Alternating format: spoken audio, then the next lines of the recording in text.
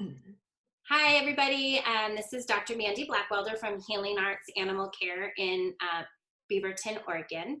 And I was reading my social media, as we all are in this current situation, and seeing lots of veterinarians talking about seeing at this time tons of kitties that have medical stress issues, urinary issues, GI issues. And I thought, what can we do to help out the client that's out there and trapped in their home and their cat is doing weird things? What can we do? So I reached out to Dr. Chris Pachel and Dr. Kim Krug from Animal Behavior Clinic.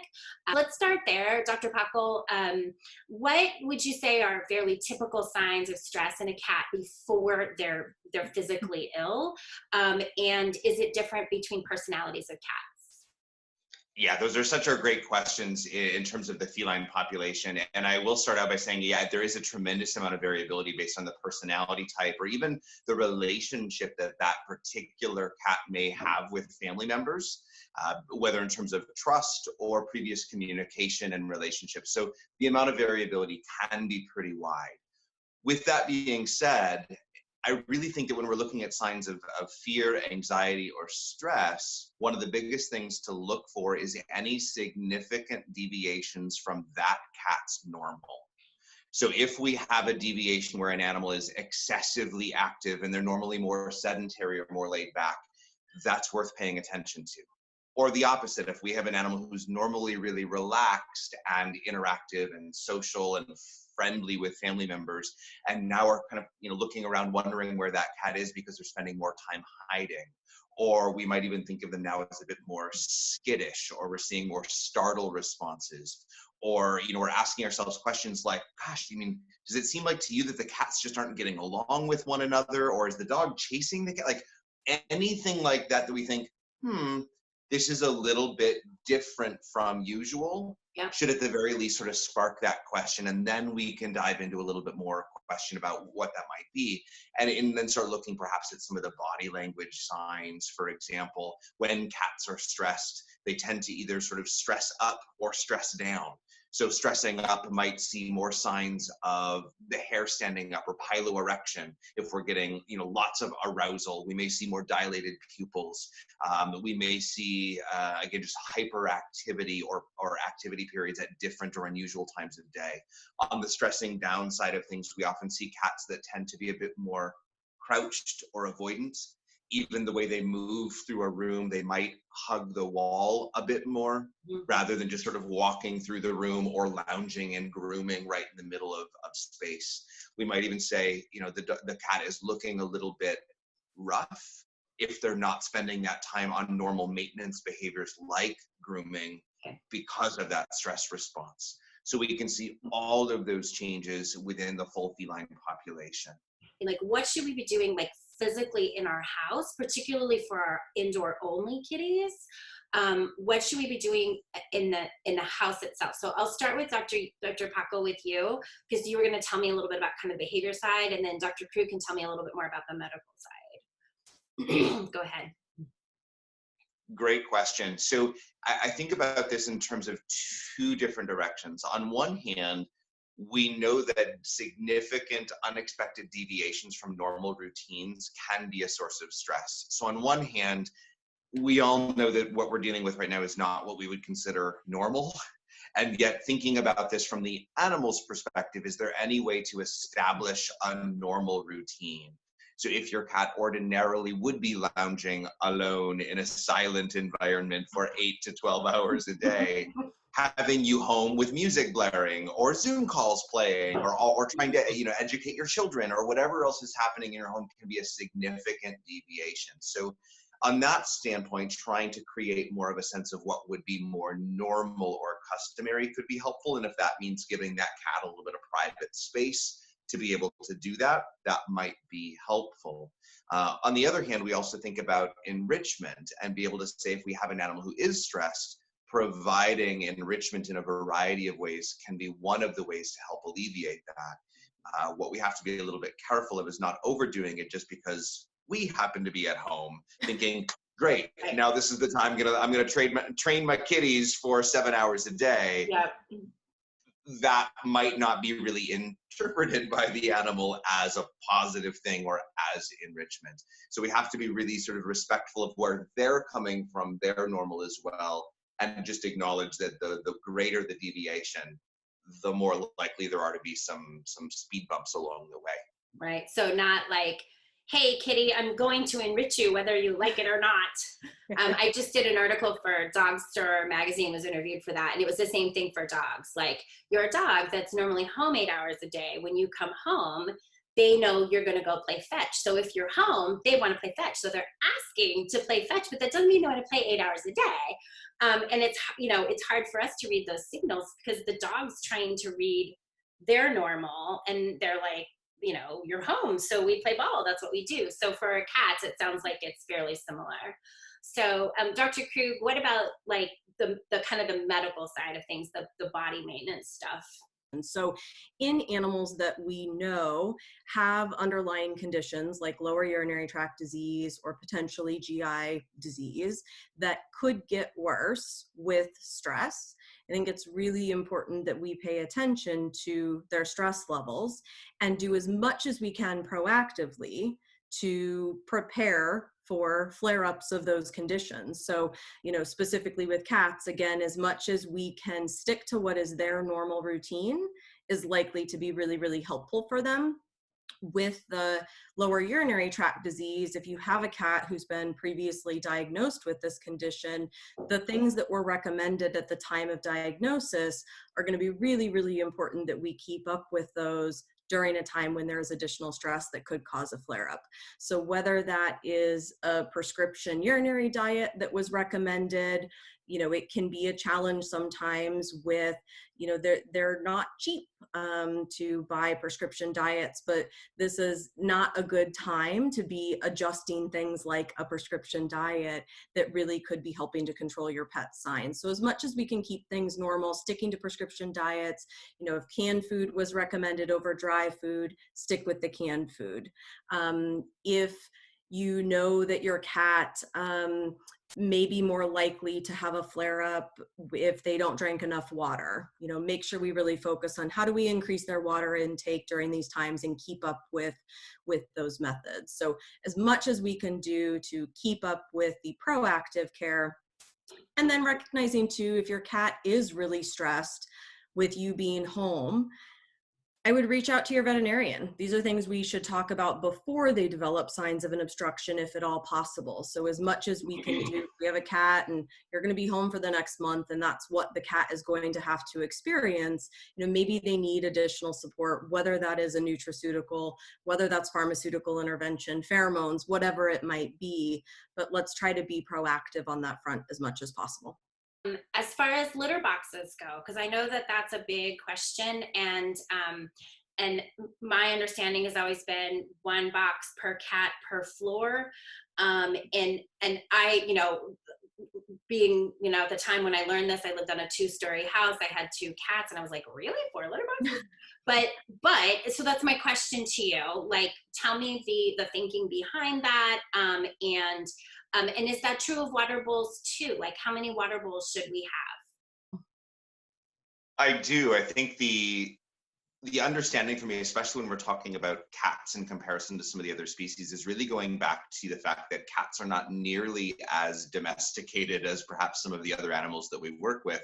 Understanding that most of the cats who live in our homes could revert back to essentially a completely feral existence and hunt for themselves and survive in wild type situations. And so a lot of those more, let's say, instinctive needs are going to be a factor for those cats. And what that means is that when we're thinking about multiple cat households, one of the primary things that determines just how many cats that given environment is able to support is the perceived availability of resources.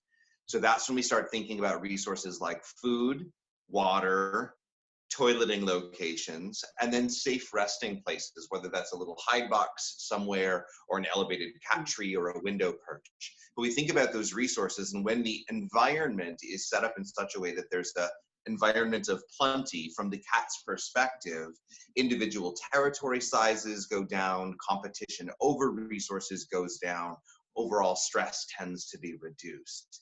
So whether we're doing that more proactively, as Dr. Krug was saying, as she was talking about some of the medical issues, or whether we're thinking about this from a behavioral perspective, in those multi-cat households especially, being proactive about making sure that that animal has a prolific access to resources. So whether that's utilizing feeding stations in multiple locations, whether that's the N+1 rule or the N+1 per floor rule, all of those sorts of things, kind of those guidelines that are there. It's really about the animal's perception.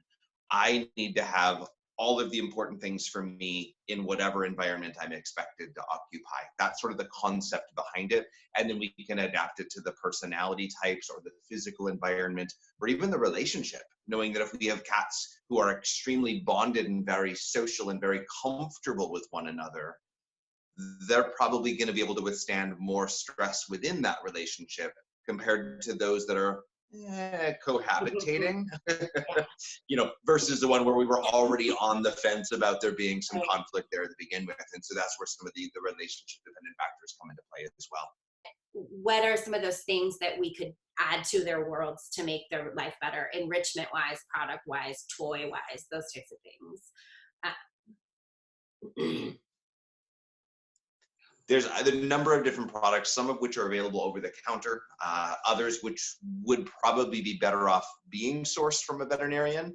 And we can come back to sort of how we decide, is it something that's worth bringing your cat in, or is it something that we can handle with more of an authorized prescription over the phone via telemedicine or something else? But a lot of the pheromone products, for example, Feel-Away, either the Feel-Away Classic version or the Feel-Away Multi-Cat version, both can have a beneficial effect for cats who are experiencing stress from their environment.